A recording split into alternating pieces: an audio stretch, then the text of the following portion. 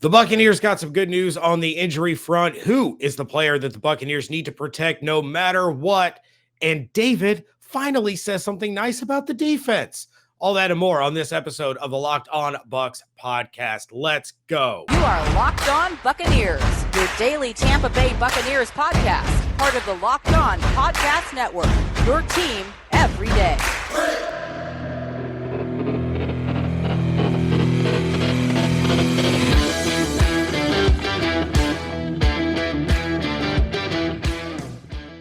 What's up and welcome to the Locked On Bucs podcast, free and available on all platforms, including YouTube.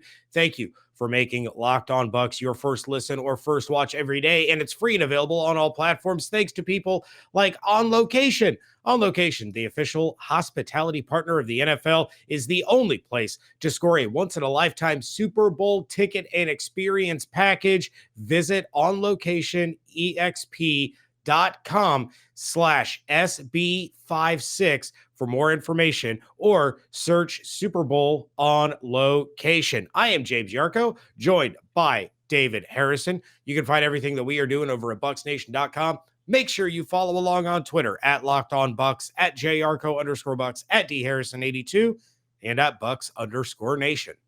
We do appreciate you guys making this show your first listen, your first view every single day. And James, the Buccaneers did get some good news on the injury front today, on Monday, as we're recording this. Richard Sherman officially eligible to return from the injured reserve, and he's going to be cross-training at safety, a la Rondé Barber. Of course, I think Richard Sherman is a far cry from being in the Ring of Honor there in Raymond James Stadium. But this is not the first time we've seen a cornerback cross-train to safety for reasons that the defense needed him to.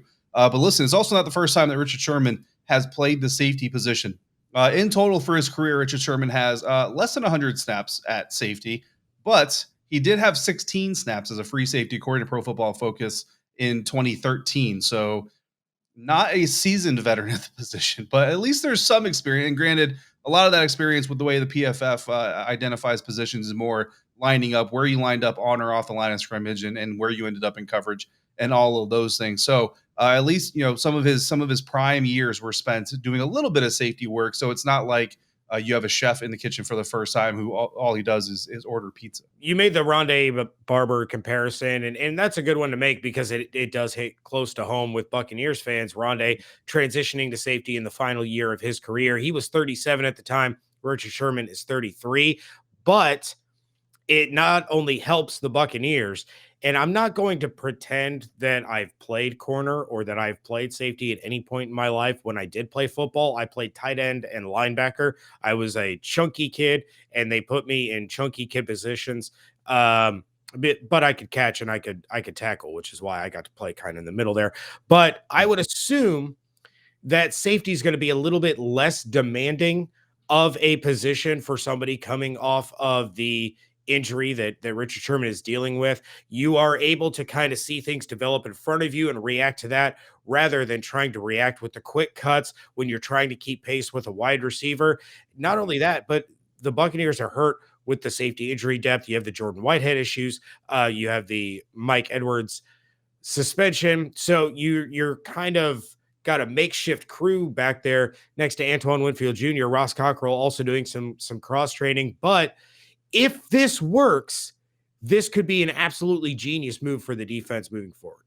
Yeah, and I think that when you look at what Richard Sherman has done, right? So for one, what it's doing is creating versatility where there kind of wasn't any in the first place. So Richard Sherman, spends all that time out of football, off of the football field, and he comes in for the Tampa Bay Buccaneers and didn't look great, didn't look like an all-pro cornerback. I don't think anybody expected Richard Sherman at this phase in his career to be an all-pro cornerback, but he looked like he knew how to play football. That really was at the end of the day what the team needed at the time. So you already kind of know you have a guy that if he needs to drop down into a cornerback position, he's learned some of the language by now. He's learned some of the schemes. He's helped coach it right at one point in time, at least for one afternoon or one evening. So you have that advantage. Now you train him as a safety, and again, now you make your defense a little bit more flexible. So if you need Richard Sherman back there as a safety because of the suspension or maybe future injuries, then you can have that. If you need him as a corner, then you can have that. But bottom line is the Buccaneers defense, right? As we've seen fans mostly begrudgingly point out, they've been doing a lot more zone coverage than we're kind of used to.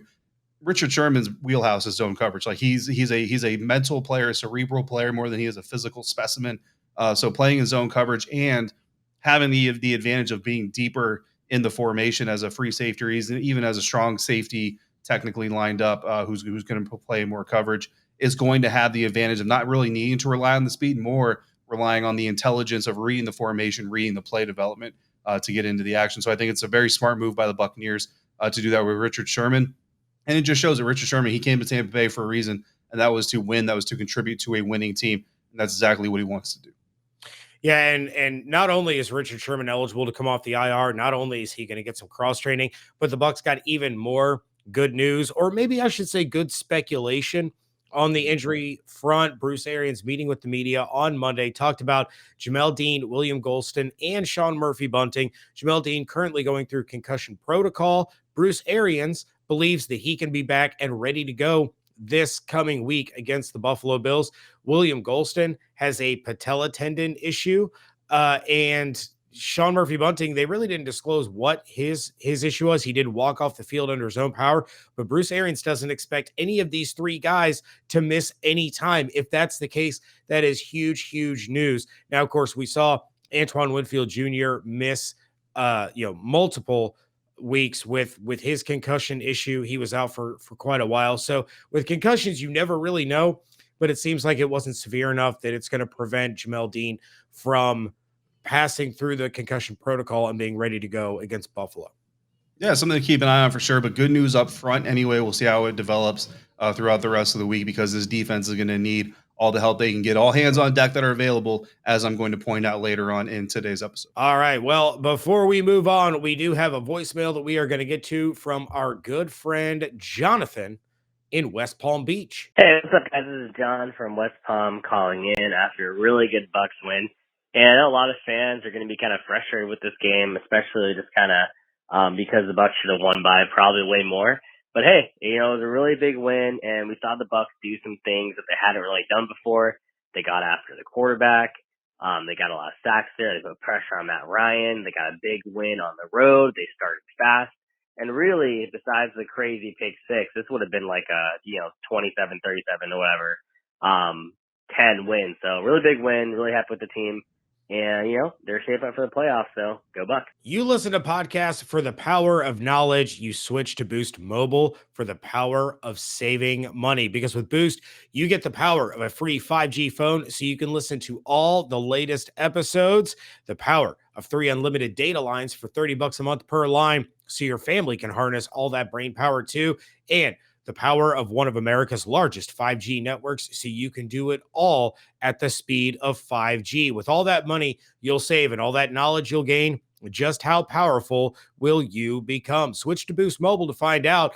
Get a free Samsung Galaxy A32 5G when you switch to one of America's largest 5G networks. More power to save. Boost Mobile. Free phone limited to new customers and one per line. Additional restrictions apply. Offers and coverage not available everywhere or for all phones and networks. See boostmobile.com for details.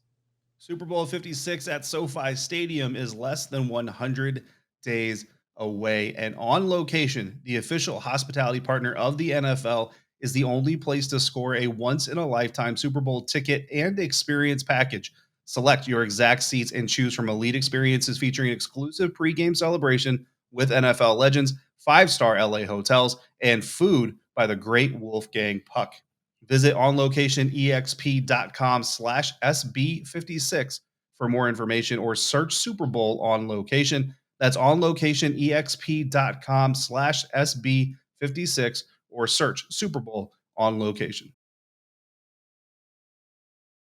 Segment 2 here at the Locked On Bucs Podcast. Thank you, Bucs Nation, for making the Locked On Bucs Podcast your first listen or watch every single day, free and available on all platforms. David Harrison, James Yarcho on Twitter at DHarrison82, at JYarcho_Bucs, and the show at Locked On Bucs. James, it's Takeaway Tuesday, and you teased it in the beginning of the show, so I'm just going to rip the Band-Aid off. There is something concerning me about this Tampa Bay Buccaneers defense, and it is the decline of the rushing defense. Now, listen, first and foremost, The Tampa Bay Buccaneers rushing defense, still one of the better ones in the National Football League. So I don't want to get it twisted. I want to get people too riled. I'm not saying that like the Buccaneers have fallen into the basement of run defenses, but let me give you an example here.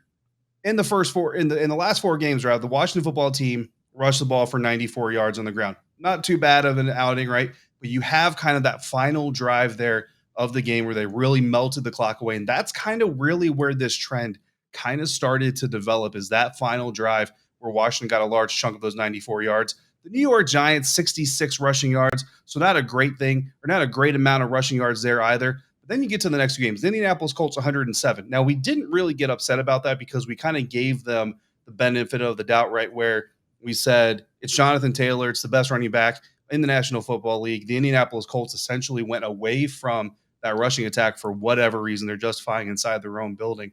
But 107 yards rushing, that's a little bit of an anomaly, even if you're going up against the number 1 running back in the National Football League when you want to be the best rushing defense in the National Football League. And then, James, this last weekend, the Atlanta Falcons rushed for 121 yards on the ground. And it's not all just Cordero Patterson getting loose on a couple of runs. Mike Davis also punished them for a couple of rushes there during the game. The first time these two teams faced off, the Falcons and the Buccaneers, the Buccaneers only allowed 55 yards rushing. And that's when people really didn't know how the Atlanta Falcons offense was going to run with Cordero Patterson out there as a running back. Now, granted, they used him a lot more in that game as a receiver. So there's a little bit of a grain of salt to all these things, right? Stats never tell the whole picture. But when you think about this, that's the last 4 games, right? The first 4 games of this season, the Tampa Bay Buccaneers defense gave up no more than 76 rushing yards to a single opponent. 3 times in the last 4 games, they've given up more. And now William Gholston is banged up. Now, hopefully Bruce Arians is correct and he's not going to miss any time. But if Will Gholston goes out of this game, I know Vita Vea is the most important part of that defensive line, but Will Gholston is a very underrated part of that defensive line. And with the way that this rushing defense has declined a little bit, again, not one of the worst in the NFL, but looking a little bit more vulnerable than we're used to them looking. Compare that, James, to the pass defense. Washington passed for 226 yards. The New York Giants passed for 149 yards. Indianapolis, 285. And the Atlanta Falcons, 259. In the first 4 games of the season, James, the fewest passing yards against the Buccaneers defense, 295. None of the last 4 opponents have even hit 295 yards. In the beginning of the season, teams were looking to pass against the Buccaneers, especially with those injuries, and move the ball that way. Now they're starting to shift towards attacking on the ground, and it's actually working a little bit. The biggest thing that I'm going to take away from your takeaway, you did mention that final drive in Washington where they were just able to kind of chew and burn 10 and a half minutes off. But in Indianapolis, heading into the drive that tied the game, Jonathan Taylor had like 25, 28 rushing yards, whatever it was. Right. Part of that was because he wasn't effective against the Bucs when he was running the ball. A big part of that was the fact that the Colts went away from it. And it was that last drive that kind of gashed him. In Atlanta, it was the opening drive that gashed him. They had 61 or 63 rushing yards in that opening drive. And then we're basically kind of shut down throughout the rest of the game. And listen, lead. Again, that's where the grain of salt. I'm not saying that the Buccaneers rush defense is starting to give away games. What I'm saying is there's a very clear difference from the first 4 games of the season and the last 4. And what it shows that offenses are starting to believe that they can run the ball against this Buccaneers defense more than they were in the beginning of the season, going away a little bit from the passing game. So even though the Buccaneers secondary continues to be banged up, the offenses are starting to try to run the ball, starting to try to test that rush defense, and the rush defense needs to stand up for it. Again, the injury to William Gholston, potential injury. Hopefully BA is right, like I said. But if that becomes the thing where William Gholston misses time, then I expect to see, starting with the Buffalo Bills, even though they don't run as well or as much as a lot of NFL teams, I think people are going to test that side of the defensive line if Will Gholston's not there. It looks like it's kind of they're getting hit on 1 or 2 drives, and the rest of the time they're kind of tightening up. But you're 100% right. They are starting to give up a little bit more on the ground, but in return, they're also taking away a little bit more through the air. So be interesting to see how it plays out. This week is going to be another big test for him against Buffalo, but I'm going to dive into my first takeaway. And it's something that I know you will 1 billion% support, as will all of our listeners. Look, protect Chris Godwin at all costs. And I say at all costs, slightly tongue in cheek, because if that cost is you have to trade Mike Evans in order to keep Chris Godwin, or you have to trade Levante David or trade Devin White to keep Chris Godwin. Obviously, people are not going to want to do that, but the Buccaneers have to do every single thing in their power to make sure that Chris Godwin does not become a free agent, does not move on to another team. Because look, the fact of the matter is you have one more year of Tom Brady. Maybe you get 2 more years of Tom Brady. But it doesn't matter who follows Tom Brady. When you have Mike Evans, when you have Chris Godwin, you have an elite wide receiver tandem that you can utilize. They are going to elevate the play of their quarterback. We saw it with Jameis Winston. Jameis Winston had some, he had plenty of stinkers. He had plenty of great games, but he always had those receivers that he could utilize to attack opposing defenses. And without those elite weapons that he had in tandem, the Bucs may not have won as many games as they did. So if you want to continue on this run, you want to continue to build off of a championship caliber roster, Chris Godwin is an absolute must keep for the Buccaneers. Chris Godwin he's a number 1 receiver in a number 2 spot. And, the good news for the Tampa Bay Buccaneers is he doesn't care that he's technically the number 2 wide receiver. At least it doesn't seem like he does. We need to get a deal done with Chris Godwin during the offseason. Need to keep him in pewter for as long as possible because, look, James, the Tampa Bay Buccaneers are bound to have to replace Tom Brady. Eventually, they're bound to have to bring in a new quarterback, whether it be Kyle Trask or anybody, because in life, we're always going to be bound for different things. And with beachbound.com vacations, our listeners could be bound for adventure or bound for passion. They could be bound for discovery, bound for togetherness, bound for immersion or rejuvenation, or maybe they're bound for encountering the unexpected. Personally, when I go on vacation, I'm always bound to end up at the poolside bar. And as long as I've got a good view and a good drink in my hand, I will be as happy as I can be. Hopefully as happy as Chris Godwin is signing his extension this late winter with beachbound.com. Our listeners can find the perfect beach vacation for them. No matter what you're looking for, what are you bound for? Visit beachbound.com today. Wrapping things up here on a Takeaway Tuesday edition of the Locked On Bucs podcast. James Yarcho, David Harrison on Twitter at @JYarcho_Bucs, at DHarrison82. David, let's kick this segment off with a voicemail before we get to the rest of our takeaways. Gotta say, real impressed with the defense today. 5 sacks, a strip by Pierre Desir. Just all around a pretty solid performance by the defense. This is cold open Yusef out here in Phoenix. Man, guys really stepped up when they had to, and that's impressive. Guys were getting nicked up coming in and out of the game. It was concerning, but at the same time, it looks like they're going to be okay. I didn't see any more big injuries coming out of that defense. Offense looked great, although that pick 6 was not, it's kind of a boneheaded play there by Brady, but no game is perfect, but we'll get better. I'm glad these guys that are backups are getting all these reps because it's going to be huge come the playoff time. As always, not getting too high, but not too low. Go Bucs. All right, Yusef, appreciate hearing from you as always. And yeah, I mean, the defense overall, look, you did what you need to do to win. And at the end of the day, that's really all you need this team to do on defense, offense, or on special teams until you get to the postseason. I mean, I guess technically, if you really want to get generic about it, James, that's all you need to do for every game leading into the Super Bowl. But the deficiencies that we see, the little nitpicky kind of things that we talk about, really, those are just long-term issues that you need to solve, and the team has time. I know it feels like, again, the Super Bowl is less than 100 days away, right? So it doesn't feel like a lot of time, but as this defense gets healthier, James, you pointed out yesterday, the more they get to play together, the better off they're going to be. So while you're waiting for that moment to happen, continue to do the little things that you need to get out of games with a win, and you're going to be just fine at the back end. Absolutely. Yeah. And it's I love the point that he made about the backups. All these guys getting these regular reps, getting these starts that normally wouldn't, that could play huge dividends in the postseason. It was a great point by Cold Open Yusef, and I thoroughly enjoy when Cold Open Yusef calls in. We're going to continue to give him nicknames throughout his tenure. I'm excited to see what Cold Open Yusef develops into moving into the offseason. The offense did look good, David, other than the boneheaded pick that Yusef brought up.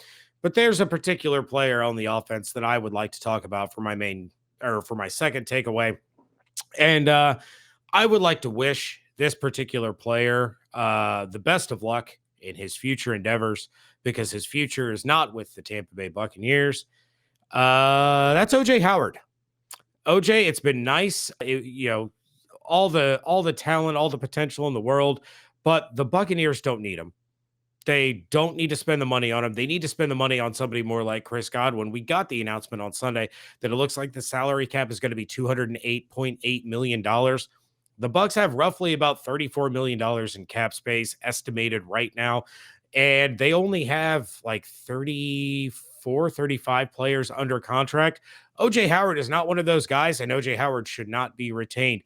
On Sunday against the Atlanta Falcons, he had 6 snaps. He played 9% of snaps. This guy's getting over $6 million, and he has 20 targets on the season. And I understand how valuable he is in the run game. I do.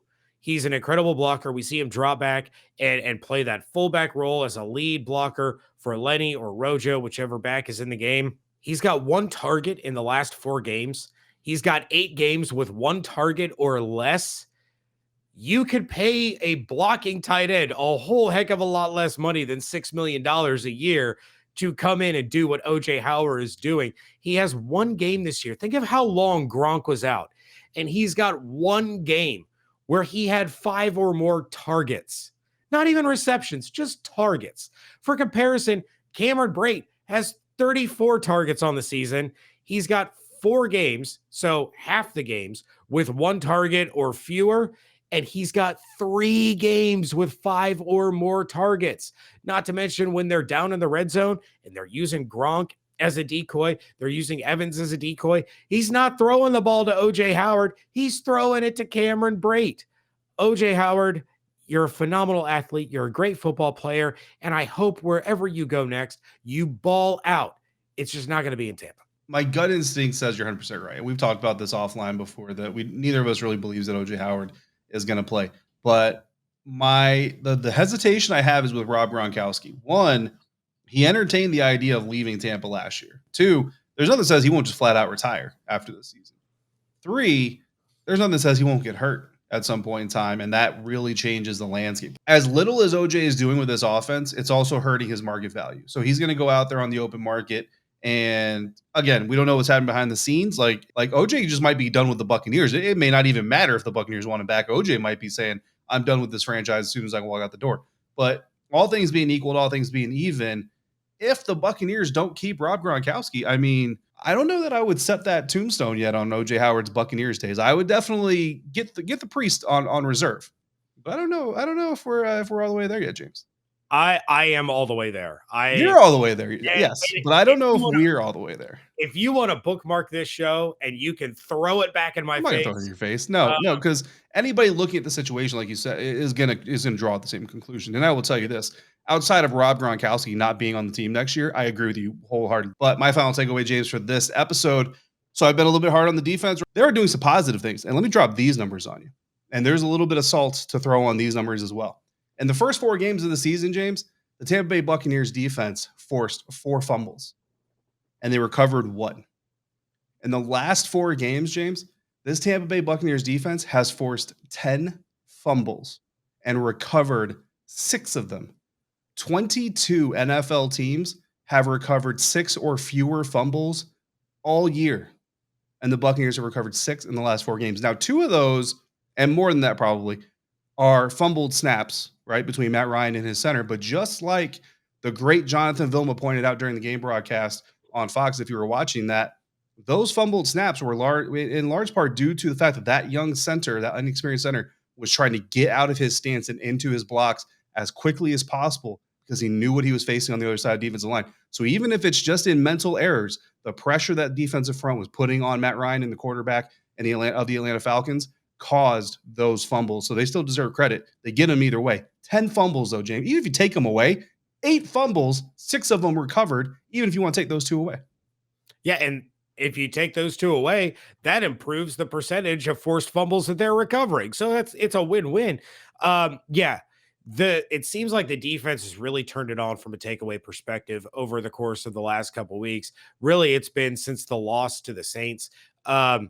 They didn't do a great job against Washington. I can't remember, honestly. I think they got 1 takeaway against Washington, if that's correct. So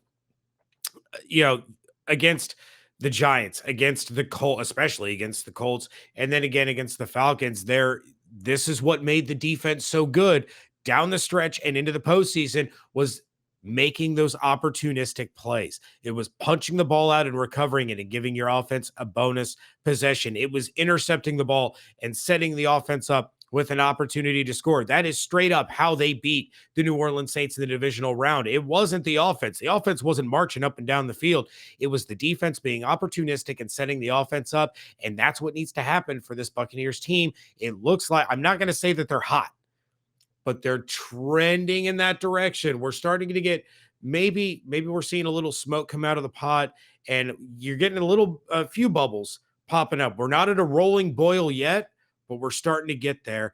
And I'm excited to see if they can continue that rolling.